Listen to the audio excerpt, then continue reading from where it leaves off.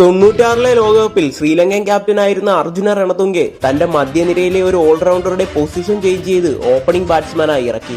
ഫൈനലിൽ ഓസ്ട്രേലിയയെ പരാജയപ്പെടുത്തി ശ്രീലങ്ക കിരീടം ചൂടുമ്പോൾ അയാളായിരുന്നു ആ ടൂർണമെന്റിന്റെ മാൻ ഓഫ് ദ സീരീസ്. ലോക ക്രിക്കറ്റിലെ ആ സൂപ്പർ സ്റ്റാറിന്റെ ഉദയം ക്രിക്കറ്റ് ലോകം അന്ന് ആവേശത്തോടെ നോക്കിക്കണ്ടു. ODIയിൽ ആദ്യ 15 ഓവറുകളിലെ ഫീൽഡിംഗ് റെസ്ട്രിക്ഷനെ മറികടന്നുള്ള അറ്റാക്കിംഗ്, ഏകദിന ക്രിക്കറ്റിനെ T20യിലേക്ക് ഷിഫ്റ്റ് ചെയ്തുള്ള ആ ബാറ്റിംഗ് ശൈലി, ഓഫ് സ്റ്റംപിന് പുറത്തേക്ക് വരുന്ന ഓവർ പിച്ച് ബോളുകൾ കവർ ഡ്രൈവിലൂടെ സിക്സിന് പായിക്കുന്ന ആ കാഴ്ച, 10,000 റൺസ് അടിച്ച ബാറ്റിംഗിലെ വമ്പന്മാരും 300 വിക്കറ്റുകൾ തികച്ച ബോളിംഗിലെ ശക്തന്മാരും ലെജൻസിന്റെ ലിസ്റ്റിൽ തന്നെ അറിയപ്പെടും. എന്നാൽ ഈ രണ്ട് റെക്കോർഡുകളും ഒരുപോലെ തൂക്കിയവൻ നിസാരക്കാരനായിരിക്കില്ലല്ലോ. അതെ, ODIയിൽ 10,000 റൺസ് തികച്ച 300 വിക്കറ്റുകൾ നേടിയ അയാളെ സൂപ്പർ സ്റ്റാർ എന്ന് വെറുതെ വിളിച്ചതല്ല.